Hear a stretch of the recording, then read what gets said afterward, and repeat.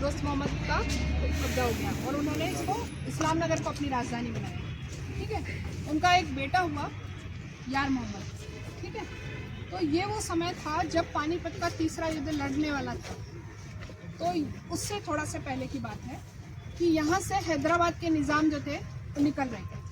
तो उन्होंने अपनी क्या कहेंगे अपना डेरा जमाया, वो जमाया इस्लाम नगर के पास में।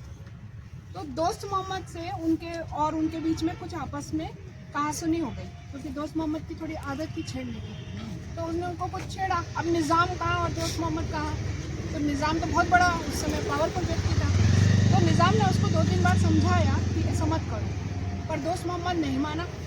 जब नहीं माना तो निज़ाम जो था उसने उसका जो बेटा था यार मोहम्मद, उसको पकड़ लिया और बोला कि अब मैं तेरे को इसको दूंगा ही, मैं इसको ले जा रहा हूँ दिल्ली और वहाँ से ले जाऊँगा हैदराबाद। वो यार मोहम्मद को पकड़ के अपने साथ दिल्ली ले गया, फिर हैदराबाद ले गया। इधर 1723 में जब दोस्त मोहम्मद की मृत्यु हुई तो फिर ये हुआ कि यहाँ तो सब लोग सोचे कि हम बनेंगे अब अगला नवाब। नवाब का बेटा तो हाँ निज़ाम के पास। तो यार मोहम्मद ने निज़ाम से कहा कि अब आप मुझे छोड़ दो, भोपाल में तो भैया कोई और बन जाएगा नवाब, तो मुझे छोड़ दो। तो निज़ाम ने कहा मैं तुम्हें छोड़ तो दूंगा, पर मेरी 2 शर्तें माननी पड़ेंगी। तो उसने कहा ठीक है, क्या शर्तें हैं? तो बोला कि पहली शर्त यह है कि आपको हमेशा हमारे लिए लॉयल रहना पड़ेगा, निज़ाम के प्रति लॉयल रहना पड़ेगा हमेशा, आपकी पीढ़ी दर पीढ़ी। उसने कहा ठीक है। दूसरी बात यह है कि जो हमारा झंडा है, जिसे माही मरातिब कहा जाता है, जिसपे 2 मछलियां होती हैं, है ना, उस माही मरातिब के झंडे तले ही आप शासन करोगे। तो उसने कहा ठीक है, मुझे दोनों शर्तें मंजूर है। निज़ाम ने उसको बहुत बड़ी सेना दी, लाओ लश्कर दिया और कहा जाओ भोपाल। वो आ गया। अब इतनी बड़ी सेना देख के किसी की हिम्मत थी नहीं, तो भोपाल का अगला नवाब हुआ यार मोहम्मद। ठीक है, यार मोहम्मद का बहुत मन एडमिनिस्ट्रेशन में लगता नहीं था, उसने कभी एडमिनिस्ट्रेशन किया भी नहीं था, वो तो जेल के अंदर पड़ा था। तो उसकी एक वाइफ थी जिसका नाम था ममोला, है ना, वो राजपूत थी बाय बर्थ। बाद में उसने विवाह के बाद उनसे इस्लाम ग्रहण किया था। तो लोग उन्हें प्यार से कहते थे माँ जी मतलब माँ, है ना, माँ जी ममोला। तो माजी ममोला ही एक्चुअल में शासन करती थी। हमने दिल्ली के इतिहास का भी पढ़ा हो तो नूरजहां का इतिहास जब हम पढ़ते हैं, जहांगीर का, तो कहते हैं पेटीकोट सरकार, है ना। तो वही पेटीकोट सरकार भोपाल में भी 3 राजाओं के समय रही।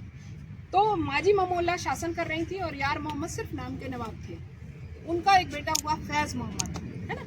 तो फैज़ मोहम्मद के समय की घटना है कि पानीपत का तीसरा युद्ध छिड़ गया, है ना, और सदाशिव भाऊ जो है वो पुणे से यहाँ की तरफ निकले, वो दिल्ली जा रहे थे अपनी सेना लेकर। चलो दिल्ली। तो जब वो भोपाल के बाहर रुके तो उनको रसद की जरूरत थी। रसद यानी सैनिकों के लिए खाने पीने की जरूरत, सामान होता है जो लोग बाग उन्हें रास्ते में दिया करते हैं, सेनाएं जब निकलती थी। तो उन्होंने नवाब फैज़ मोहम्मद को खबर पहुंचवाई कि आप मुझे कुछ रसद दे दीजिए। तो नवाब ने इनकार कर दिया कि मैं नहीं दूंगा। तो उन्होंने 2-3 बार और मैसेज भिजवाया कि भैया हमको रसद की जरूरत है, रसद पहुँचवा दो। चौथी बार जब उन्होंने कहा तो उस समय नवाब साहब अपने दरबार में बैठे थे और भाऊ ने कहा कि अगर आपने नहीं दी तो मैं लौटते समय दिल्ली से आपको देख लूँगा। तो नवाब साहब ने कहा कि अल्लाह करे कुछ ऐसा हो जाए कि तुम लौटो ही नहीं। और जो मराठा थे वो पानीपत का तीसरा युद्ध हार गए थे और भारत का नक्शा बदल गया, है ना। बाद में क्योंकि जो फैज़ मोहम्मद साहब थे बड़े सूफी किस्म के थे और अक्सर यहाँ बैठा करते थे आके, तो उनको पीर मान लिया गया और फिर उनका जो है वो मकबरा बना। तो यहाँ पर उनकी कब्र है, डबल कब्र है। आपने ताजमहल अगर आगरा का देखा होगा तो उसमें भी डबल कब्र होती है। एक संजय दत्त अर्जुन कपूर में लड़ाई हुई थी, जो ग्राउंड लेवल पे होती है, एक जो नीचे होती है, असली वाली जो होती है वो नीचे होती है, जिसको सब नहीं देखते हैं, है ना। इसमें नीचे जो है वो असली है, ऊपर वाली जो है वो नकली है, ऊपर भी कब्र है ना। तो इसमें उर्स भी होता है हर साल और काफ़ी लोग आते हैं, ठीक है। तो ये कहानी, अभी हम आ गए फैज़ मोहम्मद साहब की दरगाह तक, है ना। इसके बाद अपन चलेंगे गौहर महल। तो 2 तरीके हैं, या तो बस में बैठ जाए गौहर महल चले, है ना, और पैदल भी जा सकते हैं। बस में ठीक है, टाइम थोड़ा बच, हाँ बस है ना, ठीक है, बस वहीं पार्क करेंगे। निकाले राशन अंदर से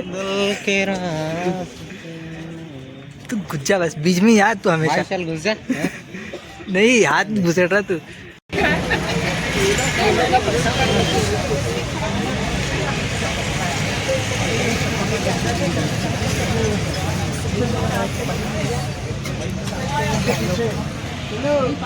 वाली दरगाह दिखेगी बीच